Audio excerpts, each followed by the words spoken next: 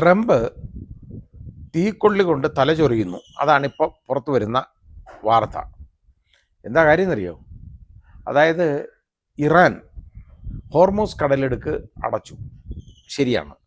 പക്ഷേ ഇറാനോ താല്പര്യമുള്ള രാജ്യങ്ങളെന്ന് പറയുന്നത് ഇന്ത്യ, അതുപോലെ ചൈന, ഇവരുടെ കപ്പലുകൾ യഥേഷ്ടം അതിലേക്ക് കടന്നു പോകാൻ അനുവദിക്കുന്നു. അപ്പോൾ ട്രംപ് പറയുന്നത് എന്തെന്നറിയോ? അങ്ങനെ കടന്നു പോകണ്ട ആ കപ്പലുകൾ, ഇറാൻ ഇഷ്ടമുള്ളവരുടെ കപ്പലുകൾ കടന്നു പോകണ്ട, ആ കപ്പലുകളെ ആക്രമിക്കും എന്നുള്ളതാണ് ഇപ്പോൾ ഇയാൾ പറയാൻ പോകുന്നത്. നമ്മുടെ പ്രധാനമന്ത്രി പോയി ട്രംപിനെ കെട്ടിപ്പിടിക്കുകയൊക്കെ ചെയ്യുമല്ലോ. കെട്ടിപ്പിടിക്കട്ടെ. ഇനിയും ഇവൻ കാണിക്കുന്ന വൃത്തികേടുകൾ നമ്മൾ കാണുന്നുണ്ടല്ലോ. ഇപ്പോൾ ഇന്ത്യക്കെതിരെയാണ് ഇപ്പം വരാൻ പോകുന്നത്. ഇന്ത്യൻ കപ്പലുകളും ചൈനയുടെ കപ്പലുകളുമാണ് അതിലേക്ക് കടന്നു പോകുന്നത്. അത് അനുവദിച്ചേക്കാണ്. അത് തടയും, അതിനെ ആക്രമിക്കും, അത് തടസ്സപ്പെടുത്തും എന്നാണ് ഇയാൾ പറഞ്ഞേക്കുന്നത്. ഇയാൾ ആരാ ഇപ്പോൾ ഇതൊക്കെ പറയാൻ? അത് നമ്മൾ ചിന്തിക്കണ്ടേ? ഇത് ഇന്ത്യ യഥാർത്ഥത്തിൽ നിർബന്ധമായിട്ട് ഇതിന് പ്രതികരിക്കേണ്ടതാണ്. പിന്നെ അങ്ങനെ അതിലെയുള്ള ട്രാഫിക് തടയാൻ, ഗതാഗതം തടയാൻ എല്ലാ രാജ്യങ്ങളും മുമ്പോട്ട് വരണം എന്നുള്ളതാണ് ട്രംപിൻ്റെ ആഹ്വാനം. എന്ത് എളുപ്പമാണെന്ന് നോക്കൂ. ഒരു നശീകരണ പ്രവർത്തനത്തിന് ഒരാൾ ആഹ്വാനം നൽകുകയാണ്. കൊള്ളാം, നല്ല സ്വഭാവം, വൃത്തിയുള്ള സ്വഭാവമാണ്. ഇതാണ് നമ്മുടെ നാട്ടിൽ നിന്ന് ഇത് നമ്മുടെ ലോകത്ത് സംഭവിച്ചുകൊണ്ടിരിക്കുന്നത്.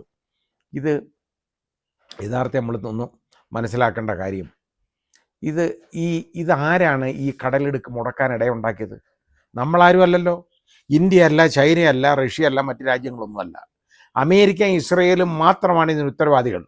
യാതൊരു കാരണവുമില്ലാതെ, ഒരു പ്രകോപനവുമില്ലാതെ ഈ ഫെബ്രുവരി 28 ഇറാനെ കയറി ആക്രമിച്ചത് മാത്രമല്ല, മനഃപൂർവ്വം അവരുടെ രാജ്യത്തലവനെ, അവിടുത്തെ പരമോന്നത നേതാവായ ആയത്തുള്ള അലി ഖൊമേനിയും അയാളുടെ കുടുംബത്തെയും വധിച്ചു എന്നുള്ളതാണ്.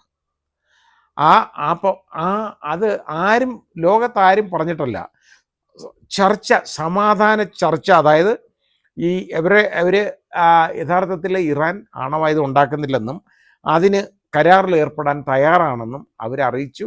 ഒമാൻ്റെ മധ്യസ്ഥതയിൽ ഈ ചർച്ച നടക്കുമ്പോഴാണ് അപ്രതീക്ഷിതമായിട്ട് കയറി നോക്കിയപ്പോൾ ഇവിടെ ഇയാളെ അങ്ങ് കൊന്നു കളഞ്ഞാൽ കാര്യം ശരിയാവും എന്നുള്ള ഒരു ധാരണയായിരുന്നു ട്രംപിനും അതുപോലെ തന്നെ നേതന്യാഹുവിനും ഉണ്ടായിരുന്നത്.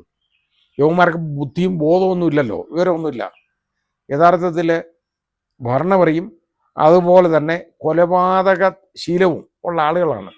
അപ്പം നോക്കിയപ്പോൾ ഇവരെ അങ്ങ് കൊലപ്പെടുത്തി കഴിഞ്ഞാൽ അതിങ്ങനെ ഇരിക്കും.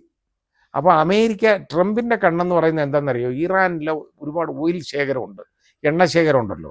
അതും കൂടി ഇങ്ങനെ പിടിച്ചെടുത്ത് കഴിഞ്ഞാൽ, ഇറാനും കൂടെ ആയിക്കഴിഞ്ഞാൽ എല്ലാം റെഡിയായി. അപ്പോൾ ഇത് അമേരിക്കയുടെ കയ്യിലാവും ഓയിൽ മുഴുവൻ. അതാണ് അയാൾ അമേരിക്കയ്ക്ക് വേണ്ടി ചെയ്യുന്നതാണ് ഇതൊക്കെ കേട്ടോ. ഇപ്പം ഈ രീതിയിലാണ് നമ്മൾ കാണുന്നത്. അതായത് ഏതൊക്കെ വിധത്തിൽ ലോകത്ത് അശാന്തി ഉണ്ടാക്കാമോ അതെല്ലാം ചെയ്തുകൊണ്ടിരിക്കുകയാണ്. ഇപ്പോൾ ഇനി അതിനകത്തുള്ള, അതായത് ഇപ്പം നമ്മൾ മനസ്സിലാക്കേണ്ടത്, ഈ ഓയിൽ ശേഖരം പോയിട്ട് ആ ഭാഗത്ത് അടുക്കാനൊക്കത്തില്ല ട്രംപിന്. അപ്പോൾ ഇവരുടെ വില കുറച്ച് കണ്ടതാണ്, ഇവരുടെ കഴിവിനെ കുറച്ച് കണ്ടു എന്നുള്ളതാണ് ട്രംപിനും നേതന്യാഹുവിനും പറ്റിയത്. നേതന്യാഹുവാണ് ഈ ട്രംപിനെ ഇതിൽ വലിച്ചിട്ടത്. കാരണം ശരിയായ മനോബലമുള്ള ഒരാളെ ഇതുപോലെ വലിച്ചിടാക്കത്തില്ല. നോക്കിയപ്പോൾ ട്രംപിനെ ഇതിന് കിട്ടും, റെഡിയാക്കി അയാളെയും കൂടെ വലിച്ചിതിനകത്തിട്ട്, എന്നിട്ട് മറ്റ് ലോകരാജ്യങ്ങളോട്, അതായത് നാറ്റോയിലെ മറ്റംഗങ്ങളോട്, യൂറോപ്യൻ രാജ്യങ്ങളോട് പറഞ്ഞു അവരും കൂടെ നിൽക്കണമെന്ന് പറഞ്ഞു. അവർ പോടാവില്ലേ എന്ന് പറഞ്ഞ് ഞങ്ങൾക്ക് മനസ്സില്ലെന്ന് പറഞ്ഞു. ഈ രീതിയിൽ സ്പെയിൻ ആദ്യം പറഞ്ഞു അതിലെയുള്ള വ്യോമഗതാഗതം, യുദ്ധവിമാനങ്ങൾ കടന്നു പോകാൻ അവർ അനുവദിക്കത്തില്ലെന്ന് പറഞ്ഞു. പിന്നാലെ ഫ്രാൻസ് പറഞ്ഞു. അങ്ങനെയൊക്കെ ആയിക്കഴിഞ്ഞപ്പോഴത്തേക്ക് ഇപ്പോൾ ഒരു നിവൃത്തിയില്ല. ഇനി ഈ കടലിടുക്ക് തുറന്നു കൊടുക്കണമെന്ന് പറഞ്ഞു. അവർ പറഞ്ഞു ഫെബ്രുവരി 28 മുമ്പുള്ള നിലയിലേക്ക് ഇത് പോകത്തില്ല. അതിന് കാരണക്കാരൻ ആരാണ്? ഇയാൾ തന്നെയാണ്. എന്നിട്ടാണ് ഇപ്പോൾ ഇയാൾ നല്ല മിടുക്കനാൻ ചമഞ്ഞ് ഇരിക്കുന്നത്. അപ്പോൾ ഇനി വേണ്ടതെന്താ? അതിൽ ഒരു കപ്പലും പോണ്ട, അതുകൊണ്ട് അതിലെയുള്ള ഗതാഗതം മുഴുവൻ അങ്ങ് തടയണമെന്ന് എന്ന് പറഞ്ഞാൽ ഇന്ത്യക്കും ചൈനയ്ക്കും എതിരെ നേരിട്ടുള്ള ഒരു അറ്റാക്കാണ് ഇപ്പോൾ ട്രംപ് നടത്താൻ ഉദ്ദേശിക്കുന്ന ഈ ട്രംപിൻ്റെ ഈ പ്രഖ്യാപനം. അത് തീക്കൊള്ളി കൊണ്ട് തലയൊറിയുന്നതാണ്. ആ കപ്പലിന് നേരെ വെടിവെച്ച് കഴിഞ്ഞാൽ ഞങ്ങൾ ആ കപ്പൽ തകർക്കും, അതാണ് ട്രംപ് പറയുന്നത്. ഇയാൾ ഓരോ ദിവസം പറയുന്നത് ഓരോന്നാണ്. നില തെറ്റിയ ഒരാളെപ്പോലാണ് അയാൾ പെരുമാറിക്കൊണ്ടിരിക്കുന്നത്. കാരണം അയാൾക്ക് എന്ത് ചെയ്യണമെന്ന് അറിയാൻ വയ്യ. ഇപ്പോൾ ഇറാനെ എങ്ങനെ കൈകാര്യം ചെയ്യണമെന്ന് ഇപ്പോൾ ഇയാൾക്ക് അറിയാൻ വയ്യ. ഇതാണ് പ്രശ്നം. അത് നമുക്ക് അശാന്തിയുടെ നാളുകളാണ് ഇനിയും ഉള്ളത് എന്ന് നമ്മൾ മനസ്സിലാക്കണം. ഇയാൾ കൂടുതൽ ഇതിലുള്ള കപ്പൽ ഗതാഗതം ഇയാൾ തടയാൻ പോയി കഴിഞ്ഞാൽ ശരിയായി അതിനകത്ത് മറ്റ് രാജ്യങ്ങൾ പ്രതികരിക്കും. കാരണം ഇയാൾക്ക് ഇതിനുള്ള അവകാശം എന്താണ്? അമേരിക്ക കിടക്കുന്നവന് ഇവിടെ വന്ന് ഇവിടുത്തെ കപ്പൽ ഗതാഗതം തടയേണ്ട കാര്യം എന്തുവാ? ഇയാൾ ആരാന്ന് വിചാരിച്ചാണ്?